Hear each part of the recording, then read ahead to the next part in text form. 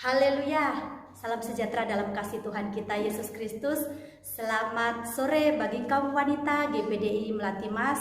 Puji Tuhan, pada saat sore hari ini kembali kita bertemu dalam ibadah online yang ada. Kita sama-sama akan menikmati kebenaran firman Tuhan. Tapi sebelumnya mari kita berdoa. Syukur kami naikkan kepadamu Tuhan Yesus. Kalau sore hari ini kami boleh ada sebagaimana kami ada. Ini semua karena berkat kemurahan Tuhan yang luar biasa dalam hidup kami.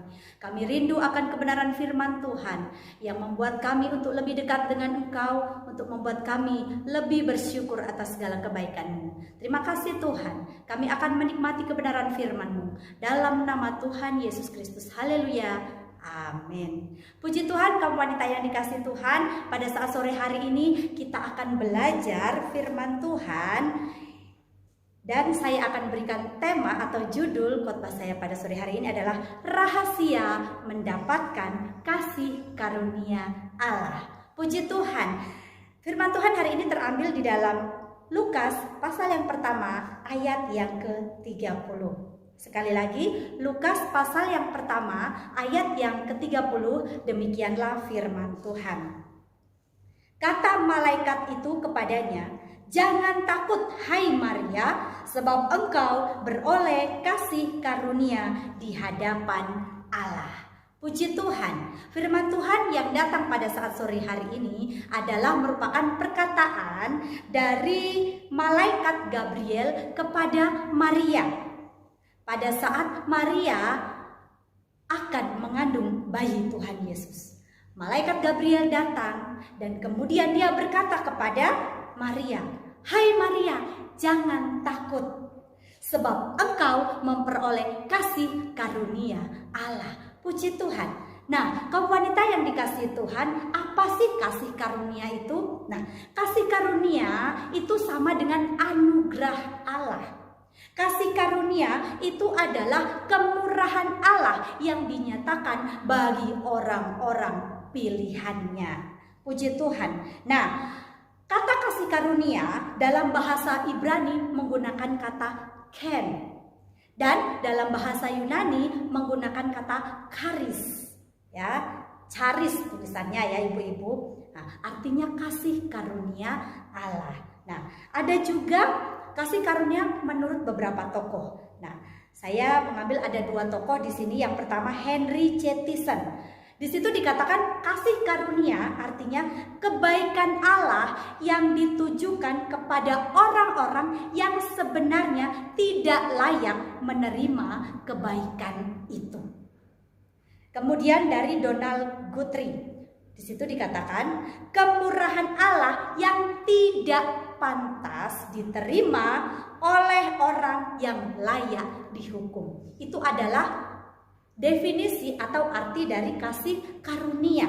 Nah, jadi kita sebagai anak-anak Tuhan, jadi kita sebagai orang-orang yang berdosa, kita mendapatkan kasih karunia Allah. Seperti Maria pada saat malaikat Gabriel datang kepadanya memberitahukan bahwa dia tidak boleh takut sebab dia beroleh kasih karunia Allah. Ya. Ada dua macam kasih karunia, yaitu kasih karunia secara umum dan kasih karunia secara khusus. Nah, Maria ini mendapat kasih karunia secara khusus, yaitu dia akan menjadi ibu dari Tuhan Yesus. Nah, ada beberapa hal, ada beberapa rahasia mengapa Maria mendapat kasih karunia Tuhan. Dia adalah seorang perawan yang menjaga kesuciannya. Dia adalah seorang perawan yang benar-benar memberikan hidupnya dengan melakukan hal-hal yang baik. Nah, tentunya ada hal-hal khusus yang dilakukan oleh Maria sehingga dia dipilih Allah untuk mendapatkan kasih karunia khusus. Yang pertama, rahasia mendapatkan kasih karunia yang dialami atau yang dilakukan oleh Maria adalah ketaatan. Maria adalah seorang wanita yang taat. Sikap ketaatan inilah yang membawa Maria menjadi wanita pilihan Allah. Wanita khusus yang mendapat kasih karunia Allah. Kita bisa lihat di dalam ayat yang ke-38a. Di situ ketika dia sudah didatangi oleh malaikat Gabriel, dia mengatakan begini. Kata Maria, sesungguhnya aku ini adalah hamba Tuhan. Maria mengatakan bahwa sesungguhnya aku ini hamba Tuhan. Ungkapan yang diberikan oleh Maria menunjukkan bahwa dia adalah seorang wanita yang penuh ketaatan.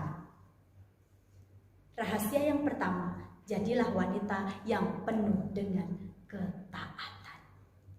Ketaatan itu sangat sulit dalam kehidupan manusia. Karena apa? Kadangkala ketaatan itu berlawanan dengan keinginan kita.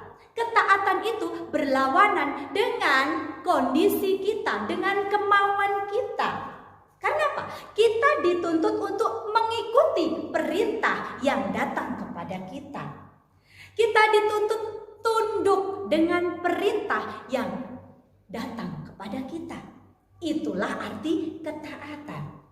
Tetapi Maria ketika perintah Tuhan melalui Nabi Gabriel datang kepadanya, dia mengatakan dengan sungguh-sungguh. Dikatakan apa? Sesungguhnya aku ini hamba Tuhan. Seorang hamba tidak punya hak apa-apa. Seorang hamba dia melakukan perintah dengan sungguh-sungguh. Oleh sebab itu Maria menjadi wanita yang mendapatkan kasih karunia Allah.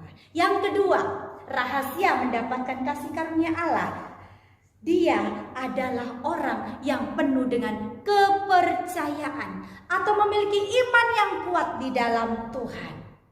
Dia percaya kalau dia melakukan perintah Tuhan dengan taat, maka Tuhan akan memberikan kekuatan, Tuhan akan memberikan kemampuan, dan Tuhan akan menyertai dia sehingga dapat melewati hari-harinya menjadi seorang ibu dari Tuhan Yesus. Ya, kita lihat di ayatnya 38 bagian B. Di situ dikatakan jadilah padaku menurut perkataanmu itu. Jadilah menurut perkataanmu. Siapa yang datang? Malaikat Gabriel. Jadilah menurut perkataanmu. Jadi sebagai seorang hamba, dia penuh kepercayaan, menyerahkan dirinya, menyerahkan hidupnya dengan penuh kepercayaan kepada perintah Tuhan. Itulah yang dimiliki oleh Maria. Kaum wanita yang dikasihi Tuhan, kadangkala kita secara manusia kita sulit untuk percaya dengan kuasa Tuhan. Apalagi akhir-akhir ini, ya. Akhir-akhir ini banyak sekali hal-hal yang kita alami, apalagi dalam kondisi COVID-19 ini. Banyak sekali kebutuhan ekonomi, masalah-masalah yang lain, ya. Menuntut kita untuk percaya kepada kuasa Tuhan. Waduh, mana mungkin. Tetapi ingat firman Tuhan, Maria mendapat kasih karunia karena dia percaya sungguh-sungguh kepada Tuhan. Yang ketiga, Maria memiliki kepribadian yang kuat. Ya, kita lihat di Lukas pasal yang kedua, Lukas pasal 2 ayatnya yang ke-19. Lukas pasal 2 ayatnya yang ke-19. Di situ dikatakan, ya Ibu, ketika segala sesuatunya terjadi, Maria dia menyimpan segala hal yang terjadi itu dalam hatinya. Saya akan bacakan Lukas 2 ayat 19. Tetapi Maria menyimpan segala perkara itu di dalam hatinya dan merenungkannya. Seorang wanita seperti Maria, inilah yang dipilih Tuhan. Karena apa? Ketika terjadi sesuatu dalam hidupnya, dia tidak langsung mengumbar semuanya. Dia tidak langsung bersungut-sungut, dia tidak langsung berkata-kata yang tidak baik, tetapi di sini dikatakan dia menyimpan segala perkara di dalam hatinya dan merenungkannya. Di situ dikatakan dengan jelas, ya, itulah sebabnya Maria adalah seorang wanita yang memiliki kepribadian yang kuat. Tidak banyak hal yang dia lakukan dengan melakukan cerewet sana sini, ngomong sana sini, ya, mengeluh sana sini, tetapi dia menyimpan dalam hati dan merenungkannya.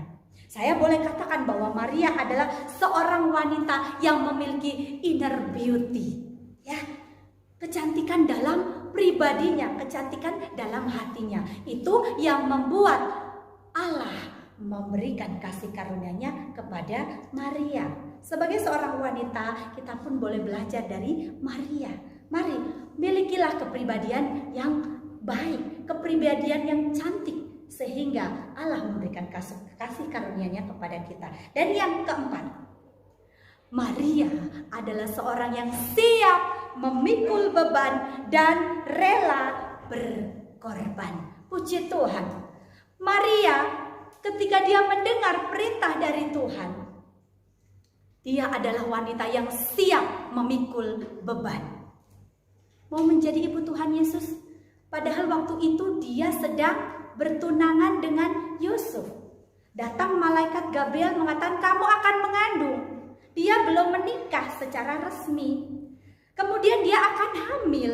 Nah, ketika dia hamil dan belum bersuami, pasti akan banyak ejekan, pasti akan banyak olokan dari sana sini. Wih, perempuan belum menikah kok sudah hamil. Wah, dia hamil dengan siapa? Wah, ya seperti itu. Nah, kalau di Israel, kalau ada orang yang hamil di luar nikah, itu akan dihukum, ya. Dihukum, bisa juga dirajam dengan batu dan lain sebagainya. Ya, tapi Maria dia siap memikul beban dan dia rela berkorban bagi kemuliaan nama Tuhan. Dia menjadi pilihan Tuhan untuk mengandung dari Roh Kudus, yaitu bayi Tuhan Yesus Kristus. Nah, kaum wanita yang dikasihi Tuhan, pada saat sore hari ini kita ada di bulan Desember, kita merayakan dan menikmati kasih Tuhan, yaitu kelahiran Tuhan Yesus Kristus. Kita merayakan Natal di mana bayi Yesus lahir dalam kehidupan kita. Nah, apakah kita juga mau seperti Maria yang mendapatkan kasih karunia Allah?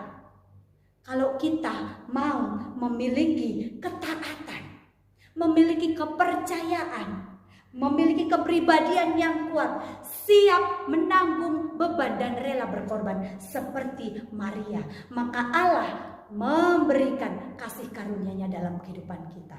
Nah, kaum wanita yang dikasihi Tuhan, perlu diketahui ya, kasih karunia itu sangat penting dalam kehidupan kita. Kalau kita belajar di perjanjian baru ya, di Alkitab perjanjian baru, di tulisan-tulisan Rasul Paulus, di surat-suratnya, di akhirnya pasti selalu ada kata-kata kasih karunia daripada Tuhan Yesus menyertai kamu sekalian. Banyak sekali tulisan Rasul Paulus itu diakhiri dengan kasih karunia daripada Tuhan Yesus menyertai kita semua. Dan juga kalau Bapak Gembala berdoa berkat ya, kamu yang dikasih Tuhan, pasti di akhirnya akan ada kasih karunia daripada Allah Bapa dan persekutuan daripada Allah Yesus Kristus dan juga Roh Kudus menyertai kita sekalian dari sekarang sampai selama-lamanya. Doa berkat itu artinya adalah bahwa kasih karunia Tuhan itu nyata dalam kehidupan kita.